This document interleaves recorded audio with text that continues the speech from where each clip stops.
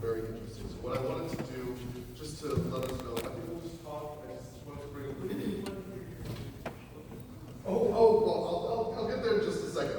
By the way, I told Professor Jeff that his talk put a Sanskrit shloka in my head. I will give that in a second. And hers also put a shloka in my head, so if we have time, I'll even do two. But anyway, what I wanted to do here is have a conversation to bring a few themes together, because I think actually both of your talks spoke really interestingly and directly to what we had heard earlier, and hopefully that can help illuminate some issues and strands and ideas for us to take away and to continue to ponder on as we go forward. So I shouldn't have told you that because I was going to be called out. So I'll tell you my two basic ideas that I wanted to go forward with. One is this idea of embodied practice and actually thinking about not just Swami Vivekananda as a thinker, but as somebody in a body, in a place, doing practice that spoke to people in different sorts of ways. So by the way, here's my shloka. This is one of my favorite verses from the Quran. Some of it is in chapter 5, if anyone.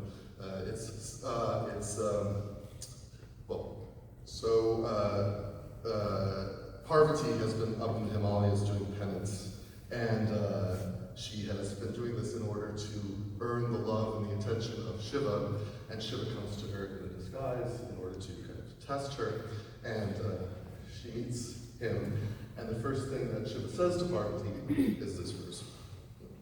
Api kriyartam sulabam samit jananyapyev samsamichanite api swashaktya tavasi pravartase. Here's the key part. Shariramadhyam dharma sadhanam. Okay.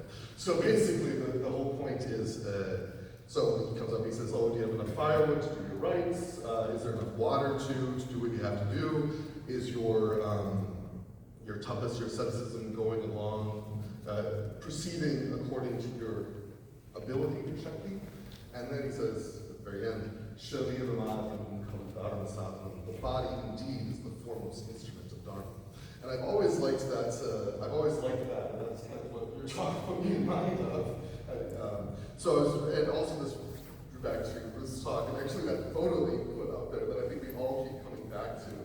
And also, just thinking about kind of, rather than just kind of a thinker putting thoughts out into the world, but rather somebody who's actually sitting there in person, speaking to different audiences. I thought maybe you could speak to these, because I think both of your talks kind of touched on this, but then also to your ideas that you put forward here. One thing that I thought was really interesting, and this goes back to what we talked about earlier, was that the way in which he's coming out of a Bengali, Indian, Vedantic tradition, yet he's able to take this and not, he doesn't become a Sanskrit professor, he doesn't become a philologist, he doesn't become a philosopher when he comes to the US kind of lecturing. Like, no, you have to understand what Viveka means. You have to understand what these different things were. He actually translates it into an idiom that is easily, not just understandable, but applicable in different sorts of situations for different sorts of audiences. And I think this is something that was very much touched upon in your lecture as well. So I was just interested to think about, I just wanted to ask you really, does he have any kind of reflection on the way in which, does he see what he's, does he have any reflection on the way in which he speaks to people and he wants his teaching to be used? Does he see his teachings as, words to be followed, or just kind of ideas to be kind of expounded by specific people in accordance to their own positionalities? Anyway, so these were my two kind of first thoughts.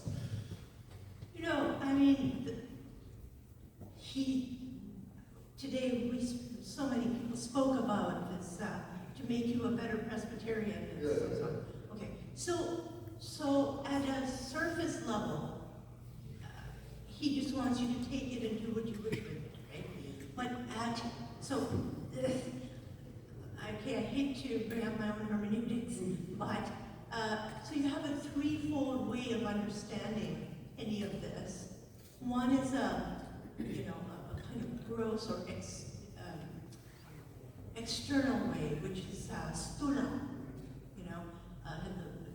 gross. And then the second one is kind of an implicit, subtle way, absorb it. That's shukshma. And then the third way is a mystical, esoteric way, which is goya, right? Or gut.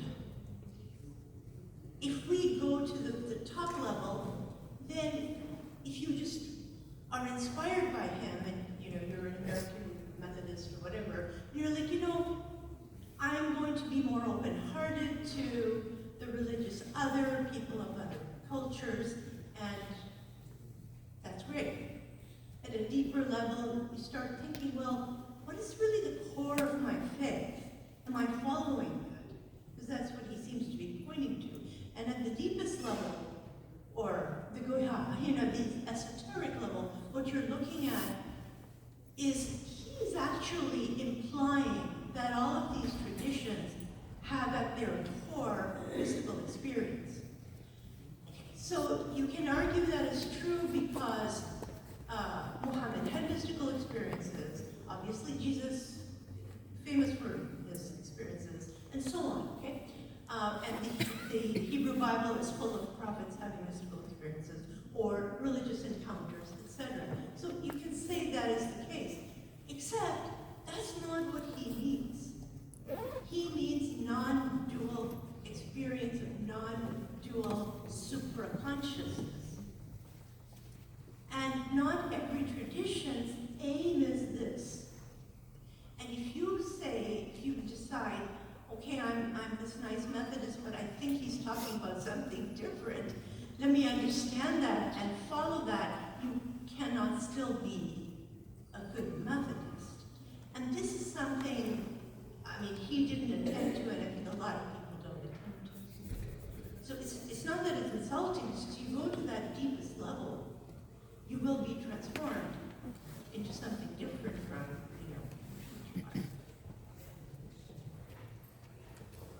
Questions on that? Yeah, I'll just put it in the terms heuristic, which means of the time, hermeneutics, which is interpreting. And the world is constantly shifting. We were trying to grapple earlier with AI, and we're always confronted with new realities, new metaphors, and challenges. Culture shift, and what I think Swami Prasannatmananda, and particularly his guru, Ramakrishna, they spoke to a timelessness that gives us great comfort. That's all. Well, I'm going to resist the urge to ask follow-up questions here, because I know that there's a lot of people in the audience who might have questions here, but there's not follow-up questions here. In a second, I want to open up the floor to questions. Somebody here okay, good, yes, I see you right there in the back. So do we have any questions for our speakers? Guys, right here. I'd like to thank all the speakers when moving forward. My question is, what compelled Vivekananda to come to America? If he was so concerned with the people in India, why did he change his focus to America? And England, he traveled to England as well, I think. Yeah, in some ways we should defer to Ruth because she's done all the hardcore research, but from what I remember, and I still told the story of his swimming out to the rock, is that this invitation came, and he was conflicted precisely over this issue. Should I leave this land? And it came to him really in a vision that his cause and the cause of India would be advanced if he were to bring this message to the world. And it worked, in that so many people really learned more about India. It became simultaneously less exotic and more exotic because it became more real. And he was able to, through that work of lecturing, not only in America, but all through Europe, to really build a fellow feeling and build sympathy on the world stage for the plight of the Indian population suffering from famines and so forth. So as I recall, it was a vision, was it not, Ruth? Yeah, but it's a longer story. Of course.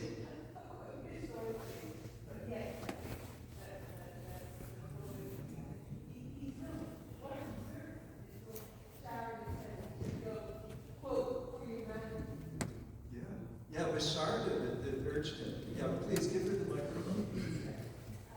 To say that it's, by the time he decides, it's not just on the rock, but he's also with colleagues in Madras, and he's already thinking through very much, though it's not called practical Vedanta, how to begin to assert a different vision of Hinduism, not just for Indians, but for the world. But it really is Sharda who, in a sense, says, go for the sake of humanity. And so, and again, there's a lot of worry about how to use the money, if it's correct to use the money, if it's correct to raise the money, and the relationship to Ramakrishna's thinking. And again, it's very complicated.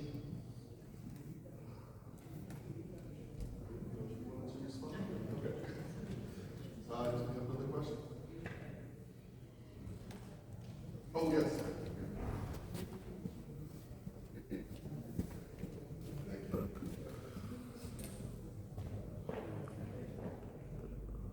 Thank you to everybody that was here today. This is a question for you, Professor Chapo. I see you've done thought on ecological research on the subcontinent and its stones. I'm wondering if you could expand on some of that on a base level, but also if you know of anything from Swami Prasannatmananda related to that as well. That'd be great. Okay, Thank you. thank you. I entered yoga training when I was 18 years old with a woman who was raised in Calcutta. Her family was Assamese in origin. And we began with the standard asana pranayama and weekly yama and niyama. And she was born in 1935, so she remembers the struggle in Calcutta. And then we were several months in, and for the entire month, remember this vividly, of October 1973, we meditated 20 minutes in the morning and 20 minutes at night on a plate of dirt in the style of the Sri Mata, as I later came to see it.